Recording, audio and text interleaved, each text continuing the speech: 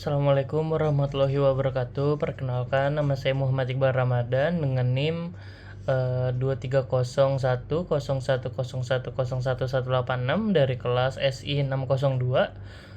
Pada video ini saya akan menyampaikan ringkasan materi dari data, warehouse, dan OLAP yang telah dipelajari dari sesi pertama hingga sesi ketujuh. Nah, untuk di sesi pertama itu kita mempelajari konsep data warehouse. Saya mempelajari konsep data warehouse ini. Data warehouse merupakan kumpulan data yang berorientasi pada subjek tertentu, terintegrasi, memiliki dimensi waktu, dan bersifat relatif tetap sehingga cocok digunakan untuk analisis serta pengambilan keputusan. Lalu berbeda dengan database operasional atau OLTP yang digunakan untuk transaksi harian, data warehouse lebih fokus pada penyimpanan histori untuk kebutuhan analisis bisnis. Untuk contohnya sendiri seperti sistem kasir. Nah, sistem kasir digunakan untuk mencatat transaksi penjualan setiap hari.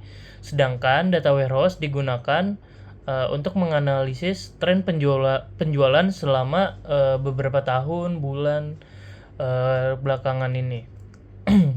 Nah, untuk karakteristik utama data warehouse sendiri terdiri dari subjek oriented, integrated, time variant, dan non volatile.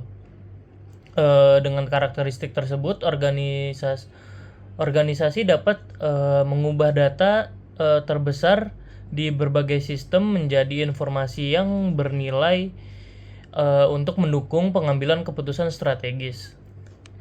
Itu untuk sesi pertama. Untuk sesi keduanya kita mempelajari arsitektur dan komponen data warehouse. Nah, saya mempelajari arsitektur data warehouse ini. Arsitektur ini menjelaskan bagaimana data dikumpulkan dari berbagai sumber, diproses, disimpan, dan akhirnya digunakan oleh pengguna untuk menganalisa. Nah, beberapa komponen penting dalam arsitektur data warehouse antara lain itu ada operational data, terus ada operational data store, lalu ada ODS, lalu ada load manager, lalu ada warehouse manager, lalu ada query manager, lalu ada metadata, lalu ada end user access tool. Nah, load manager bertugas untuk proses ETL. Warehouse manager mengelola data yang telah masuk ke data warehouse. Lalu query manager itu mengatur akses penggunaan terhadap data. Selain itu, terdapat metadata yang berfungsi untuk menjelaskan informasi mengenai data yang tersimpan. Nah, pada sesi ini juga diperkenalkan konsep data mart dan OLAP.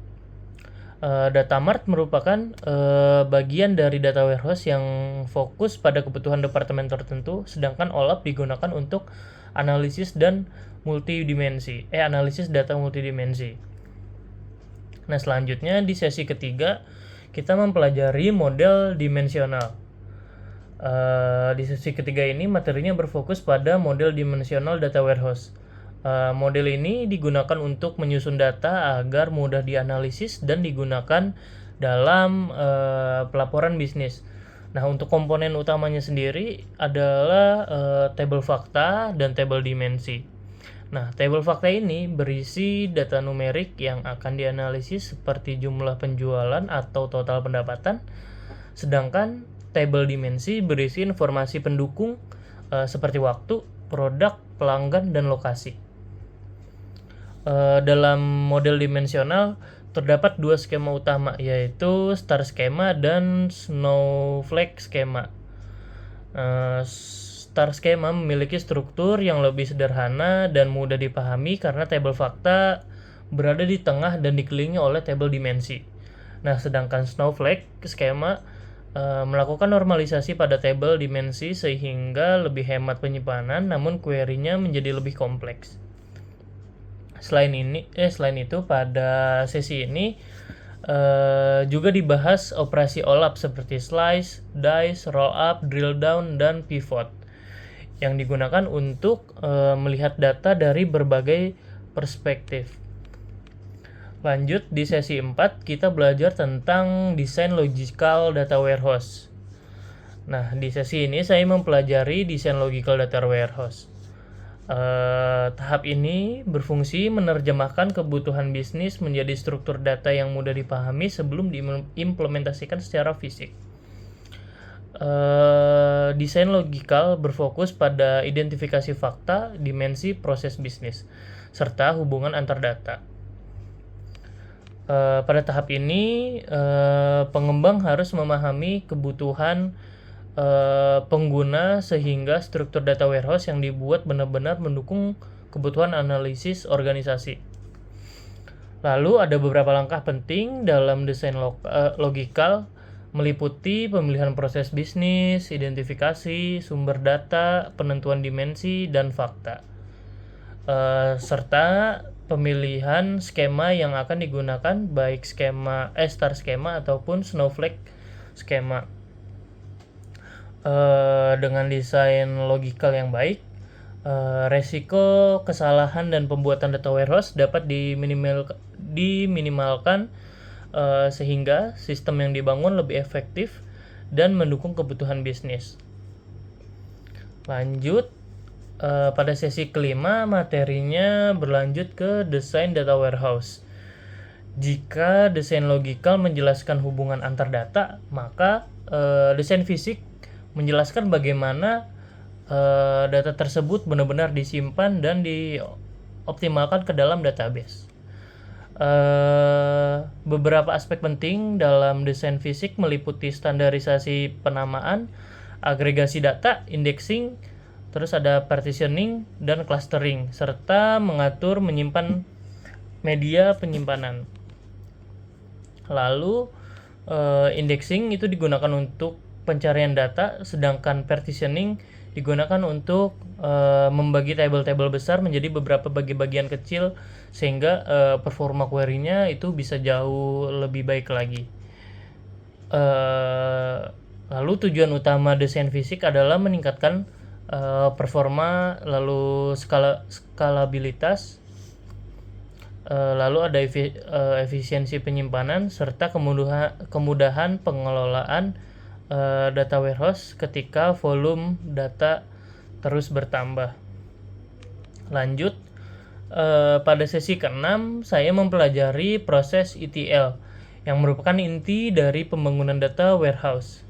ETL merupakan singkatan dari extract, transform, dan load. Tahap pertama adalah extract, yaitu mengambil data dari berbagai sumber. Lalu tahap kedua ada transform, yaitu membersihkan, menyamakan, dan menyesuaikan data agar konsisten. Lalu tahap terakhir itu ada load, yaitu memasukkan data yang telah diproses ke dalam warehouse. Lalu pada tahap transformasi terdapat proses penting yang disebut data cleansing. Proses ini bertujuan untuk menghilangkan kesalahan data, duplikasi, dan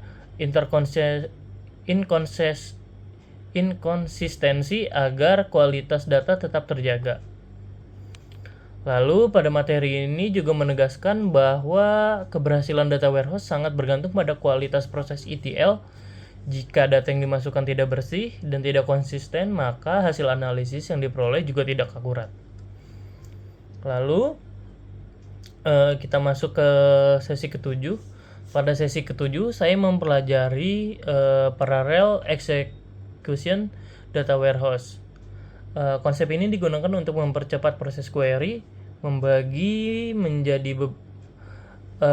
dengan membagi pekerjaan menjadi beberapa subproses yang berjalan secara langsung dalam lingkungan data warehouse yang menyimpan data dalam jumlah sangat besar.